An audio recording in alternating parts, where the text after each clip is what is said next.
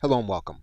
Once you understand how to operate the basics of Chat GPT, you will be able to overcome a blank screen when you need to produce content or you need to produce elements in your business that would otherwise be difficult to construct from scratch.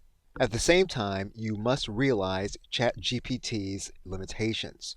It does generate incorrect information. It also might produce information or lines or content that may be harmful to your brand or harmful in general.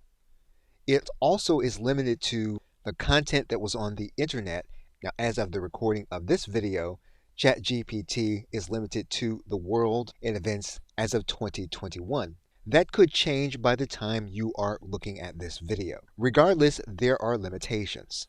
And so, in your production of artifacts for your business, you're going to want to focus on accuracy and citation when you can. But ChatGPT will help you to overcome a blank screen. And that is what we will do in this course, is to undertake the writing of a sales presentation of an information product that you have created. Now, this will not take the place of a personal sales letter, nor will it take the place of a professional copywriter. What it will do is to help you if you have a blank screen in front of you. And so we will start undertaking this process in the next video and in this course.